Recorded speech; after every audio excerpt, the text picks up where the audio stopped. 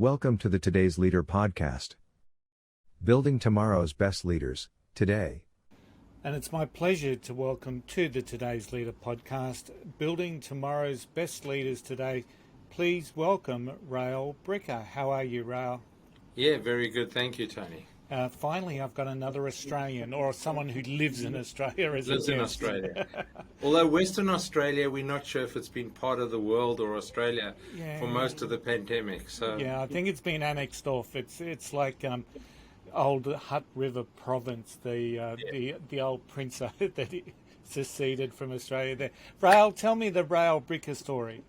So the Rael Bricker story, 30 years as a serial entrepreneur, built businesses on 2 continents, built my first business in South Africa, started in 1990 as a 26-year-old MBA, and thought, yeah, why don't I just teach the world how to run their businesses? There's a flaw in that theory that I'd never run a business myself, but that didn't stop me. Like, the overconfidence just didn't stop me. We started that business. We actually won some contracts, bizarrely, but then for whatever reasons those dried up. And it was suggested to us that my partner and I, both young MBA grads, why don't we start a college? Because to put 1990 into context for world listeners, Yeah. on the 11th of February 1990, Nelson Mandela was released from jail. And the week before that, the African National Congress was officially unbanned. So suddenly there was this, in 1990, this emergence of a need for education. And a hunger for education. And so it was suggested to us that we started a college of management, which we did. And we had 20 students in 1990, but we were in the right place at the right time. Mm-hmm. We did incredible amounts of guerrilla marketing because we had no money, and ended up with 4,000 students in 6 campuses and a 5,000 square meter building in downtown Johannesburg by 1996. And then an opportunity came along, and that's a whole story in and of itself. It's covered in my book in a lot more detail, the way we marketed and what we did.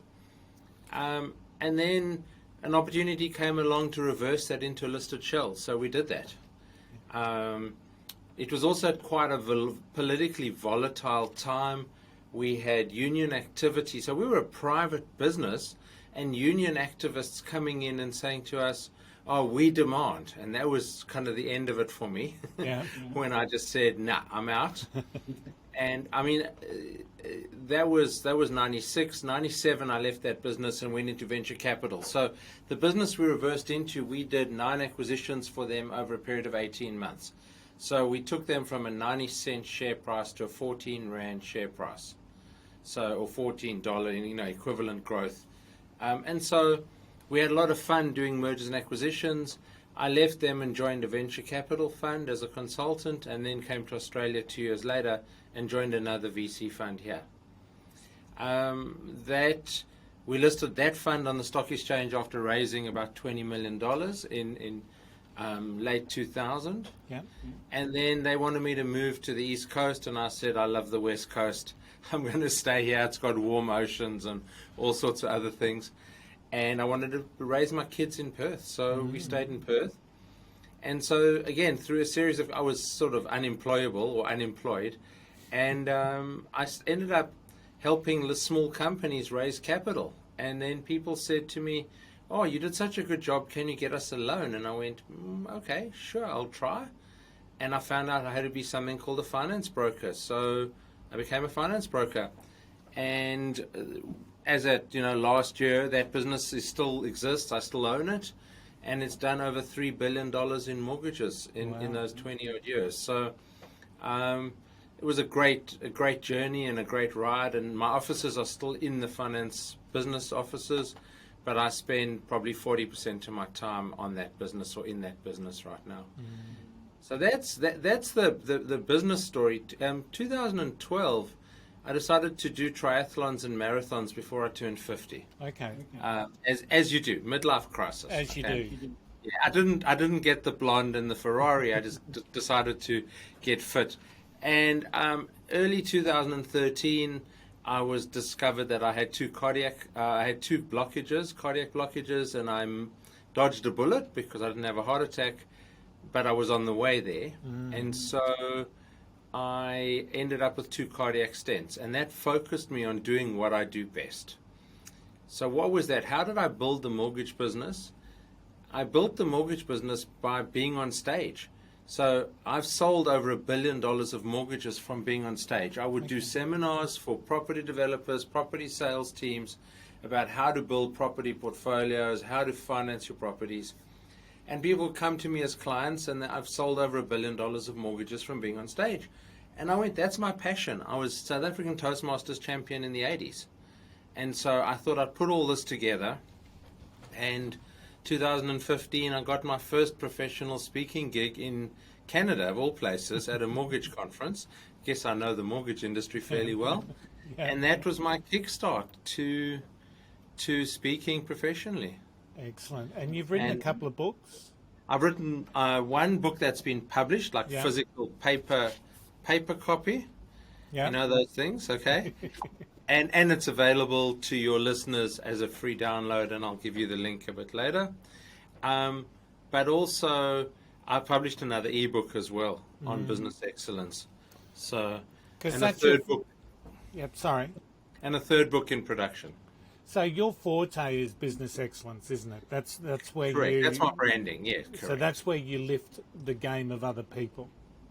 Correct. I work, in 3 areas. I work in strategy, leadership, and culture. And the relationships between them, and how you can create a return on culture. Now, what I mean by that is we always look at return on investment, we look at return on equity, we look at return on sales, all those other hardcore measures in a business. Yeah. But those are all historical measures, because your sales cycle could be 2 years. So your financial activity today reflects your activity over the last 2 years. It doesn't reflect your future activity. Whereas by measuring the soft stuff like culture, leadership, and strategy, we actually put a number on it, and then we measure it at another point, and we look at the trends, which are future leading indicators, as opposed to finance, which is lagging. That was quite a technical explanation. But yeah, so I'm a tech guy who loves the soft stuff. They say the soft stuff is the hard stuff. Well, the soft stuff is certainly the hard stuff, and I see that time and time again with leaders. That's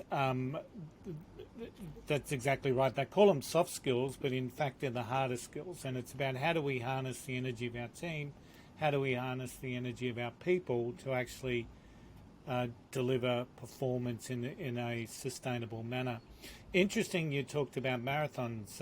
I'm a latecomer to the world of marathons as well. So, and unfortunately, I've seen people on the course absolutely collapse. And I've got a horrible story of my wife and I who were just going down for a run down on the next to the bay here in Brisbane, and on our way down, we were just driving down, the guy collapsed right in front of us and just dead before he hit the ground. So I can certainly understand that story about how you dodged the bullet, because that's a scary thing when it happens right in front of you to a fit old fella.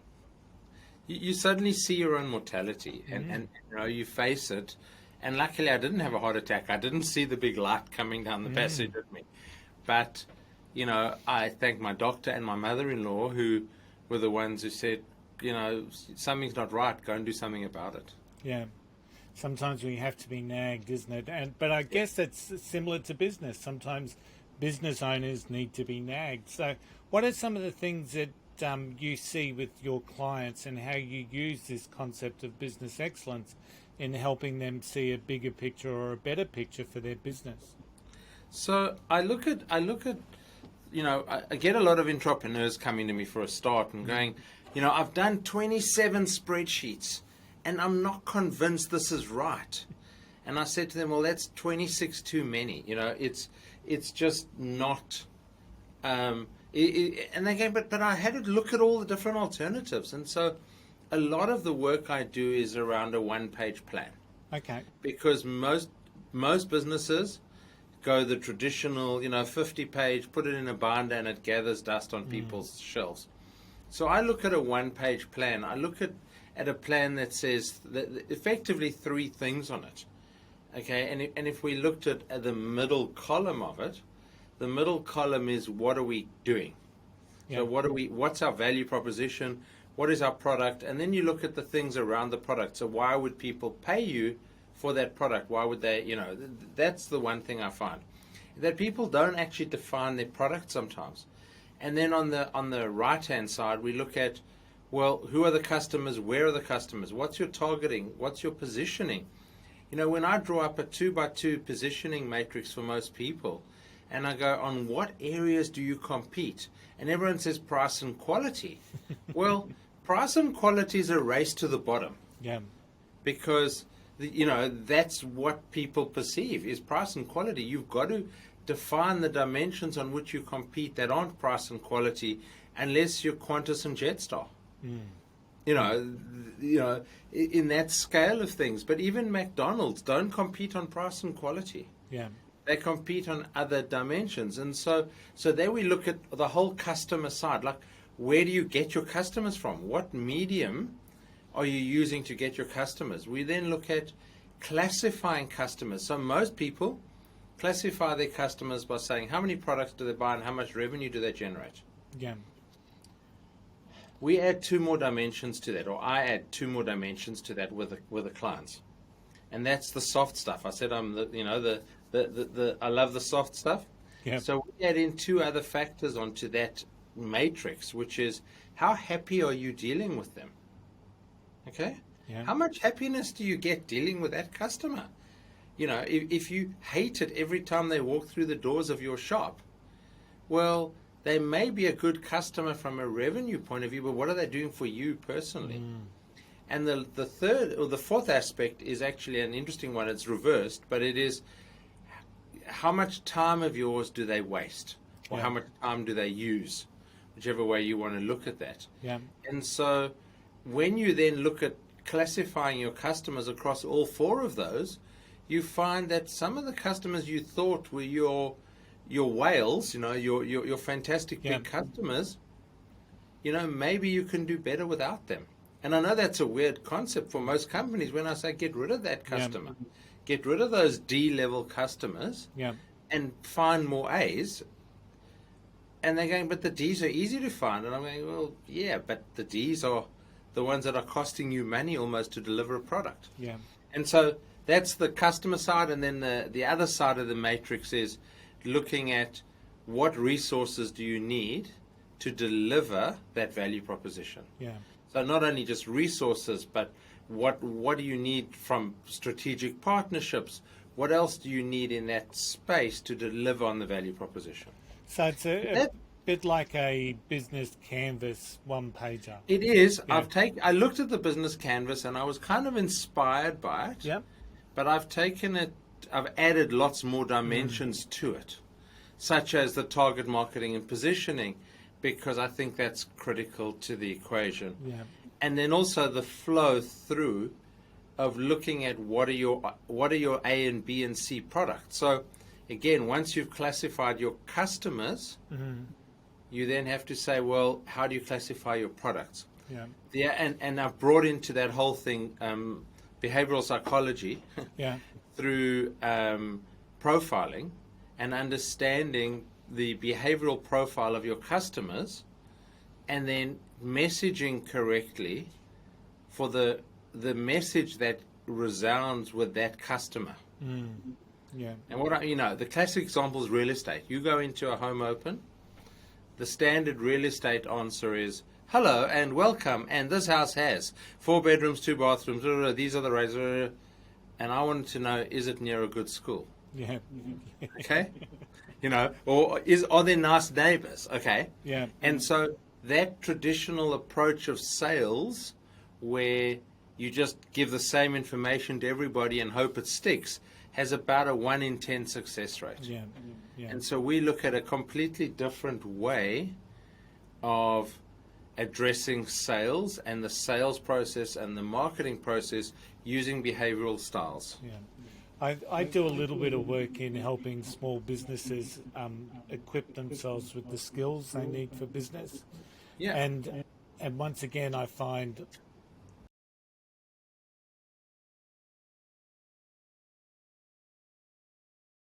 ask who's your customer, and they say, well, everyone. And we know that that can't be the case because your messaging's not going to be where it needs to be. Yeah, the joke about, well, who's a customer? Hold a mirror up to their mouth and see if it fogs up. You know, anyone with a breath and a heartbeat. Yeah. It's such a challenging concept, I guess, for people to sit there and actually spend the time. They're excited about an idea. They want to drive their business forward. But the work that you need to do to actually create that picture of who the ideal customer is, who that avatar is just really beneficial in the long run, because it certainly helps you with your marketing messages. It helps you determine who are your profitable customers. And you can work through that so much easier when you know who it is. Oh, absolutely. I mean, so, you know, one of the things we use is this little cube of mine. Yeah. 4-dimensional cube. I'm holding it up to the camera. But basically uses 4 colors, okay? Yeah. And it says, well, so identify the people you're talking to, and on the bottom of the cube you look at the 4 different, and it's based around DISC, which has been around since 1929. Yeah. And so you identify the different customers, and then on each side is a different color, and that tells you how to communicate with people, what are they motivated by, and how do they work under stress. Yeah. And so that simple little cube guide gives people a guide to, if I'm messaging this person or I'm picking up the phone to talk to this customer about buying some other product, and they are a detail-oriented, the C part of DISC. Yeah. Well, I can't phone them and say, I've got a special offer, make an answer, make a decision this afternoon. I've got to say, I'm going to email you through 3 pages of data on this, and I'll speak to you next Tuesday, and then maybe you'll give me an answer. Yeah. That subtlety of communication takes your success from a 1 in 10 to a 7 out of 10 by just targeting your message correctly. Yeah, very much so. So you talked about entrepreneurs, and they come to you with an endless array of spreadsheets that sort of, I'm supposing, is there to support their business argument or their business endeavor. When you work with entrepreneurs, are there, and some people call themselves an entrepreneur but may not necessarily be an entrepreneur, and then there's other people who are the reverse of that, who don't see themselves as an entrepreneur but actually are. So in light of your experiences, are entrepreneurs something that can be developed, or is it something that you're innately born with? I think it comes down to risk, actually. So I think everybody, and there's lots of talk at the end of 2021 and 2022 starting about the Great Resignation. Yeah. Okay. A great friend of mine in Singapore wrote a book called The 50-60-something Entrepreneur. And it was aimed at exactly that. And that's interesting because she wrote this book, published it 2018, probably about the same time as I published my book. And her book was aimed at those people who end up either resigning or being made redundant at the age of 50 to 60, and what the hell do they do now? And it was a guide to entrepreneurship written in Asia. She's an American living in Singapore. But that concept... So do I believe they made? I think there are people like myself, who I started my first business when I was 14. I just knew that I didn't have the tenacity to listen to a boss for too many years in my life. Okay. And so for me, there was never a discussion about being in business and being my own boss. Yeah. And it's probably been to my detriment at some point. One of the lines I use in my book is that in my 50-some-odd years, I've somehow managed to mix up confidence, overconfidence, and arrogance a few times, which, is the nature of what we do. Yeah. I think people can be taught to be entrepreneurs. Yeah. But do I think that doing a course in entrepreneurship makes sense? No, I don't. I don't think you can teach entrepreneurship.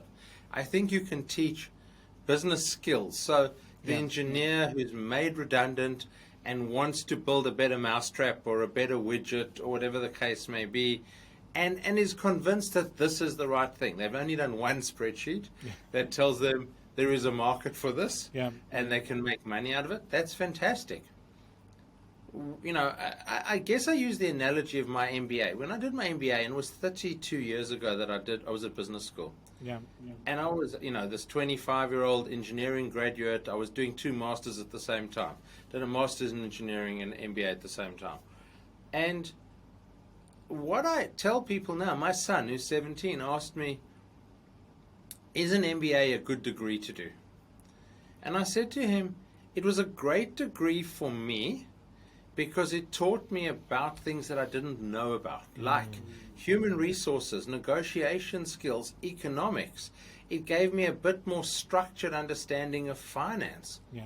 Obviously, the maths and stats courses, statistics were easy because I'd come out of engineering, you know. But the truth of it is I got to experience not only the working with other people and all those things, but I got to understand a whole lot more about business. So that's where I think what we sell today, and we generically, universities sell it, and schools have entrepreneurship programs.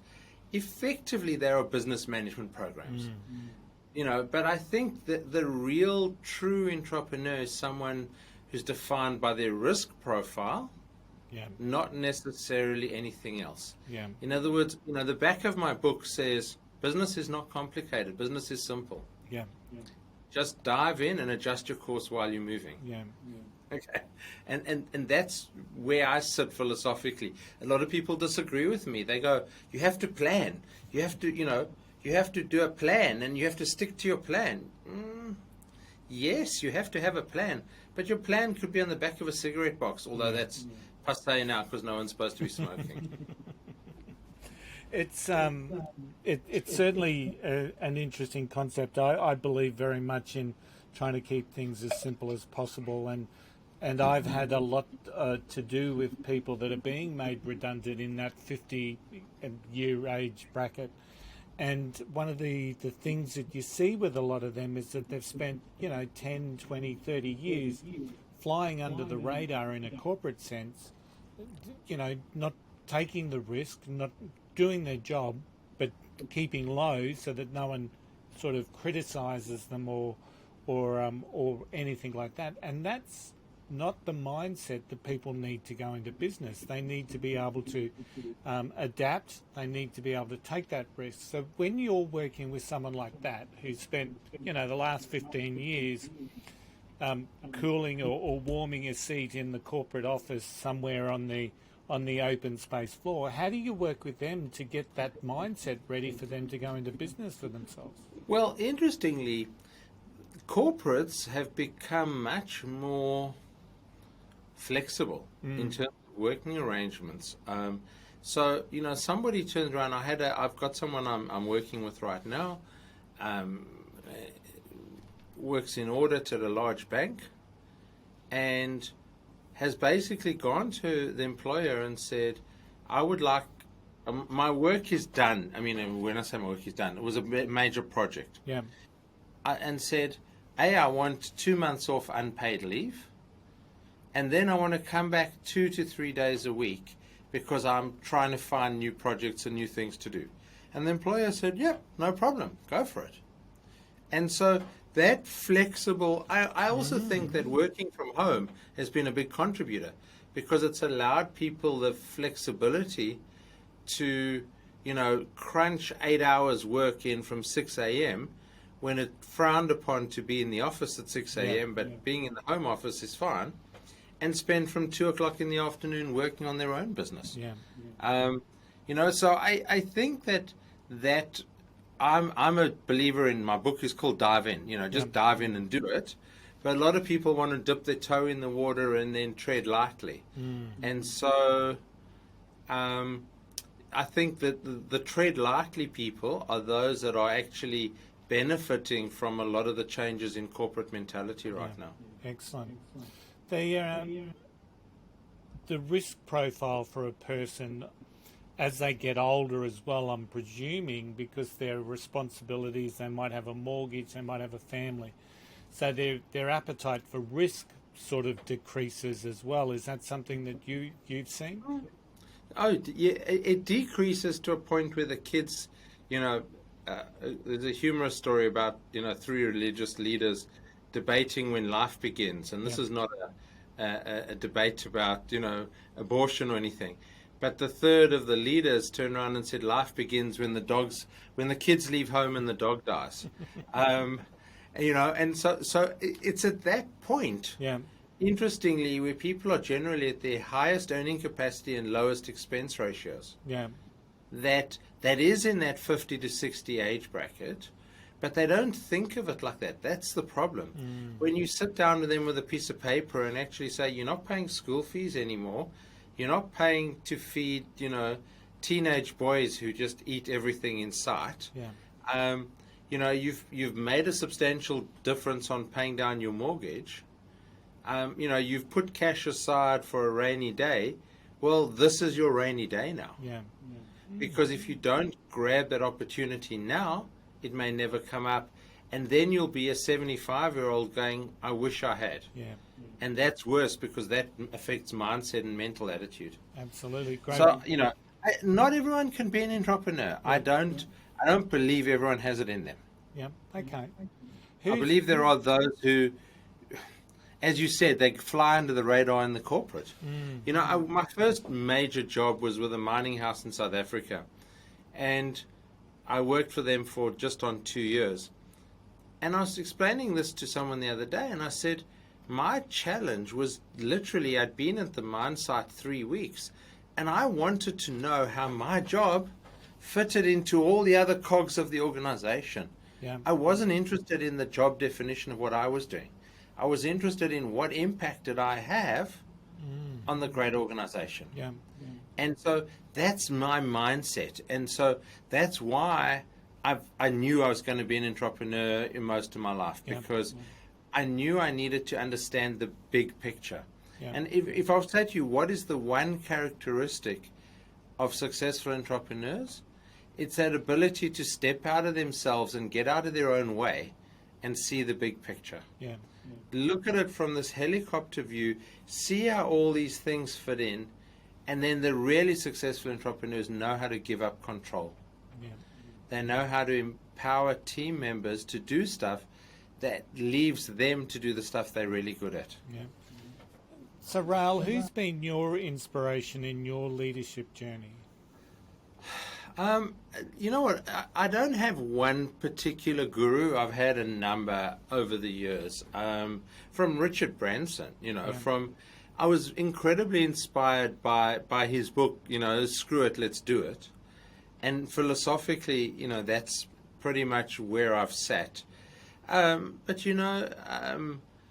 there've been lots of others around, and my ideas have been shaped by lots of different people. So there's a book out called Radical Candor, and I was inspired by the model. It's a really hard read, Radical Candor. It's a very technical academic book, but the model that they described, I saw all my previous bosses, and I said, I never want to be like that. Yeah. Okay. And so that inspired me. W. Kim Chan and Rene Maban, who wrote Blue Ocean Strategies, incredibly insightful for me in looking at business and trying to look outside the square, to look at the blue ocean and not the red ocean. Yeah, yeah. So there's been lots of things that have inspired me over the years. Nelson Mandela, as a person, as a philanthropist, as a person who learned to say, I'm sorry and I forgive. I have a close connection that Nelson Mandela never knew about, that he was released from jail at 4 p.m. on the 11th of February 1990, and I got married at 4 p.m. on the 11th of February 1990. Oh, wow. That is a very close connection. So what about failure, Rael? How would you describe your relationship with failure?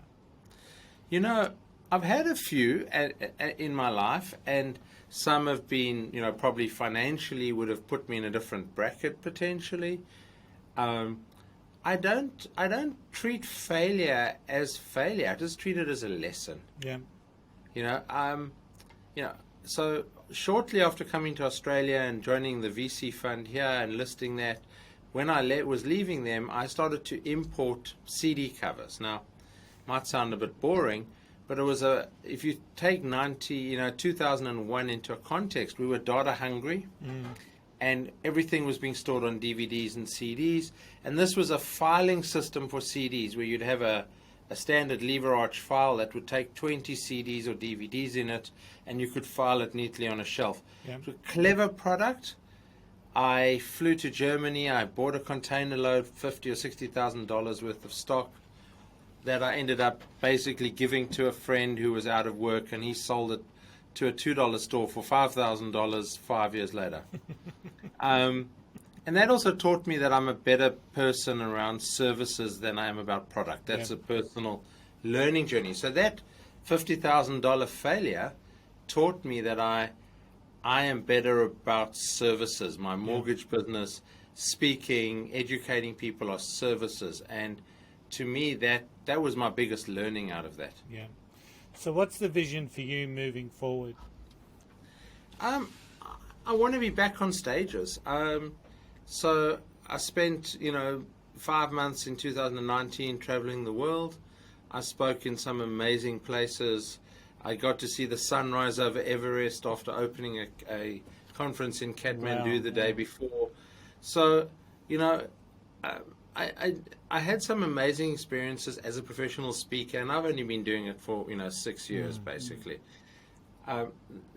What was interesting is during the pandemic, I started running classroom-based stuff. So until that point, I was really only doing keynote speeches at conferences, generally industry-based conferences. And I started during the pandemic running small business training, small business workshops, academy, 4-month academy, and I have my own classroom here, 14-seat classroom, and it's a hybrid classroom, so I could have people around the world and in the classroom. And I absolutely love that. I've always loved facilitating, but the 2 years of COVID really got me focused on being a facilitator as opposed to just a keynote speaker. Excellent. And so that's what I'm growing. That's launching. Have just launched a new strategy and planning 2-day workshop. Lots of things in the pipeline. I don't sleep much. And I have you said, what's my vision? Yeah. When I do goal setting with clients, I don't do the traditional write it on a sticky note, stick it on your mirror because you're going to look at it every day when you shave or do your makeup. Okay.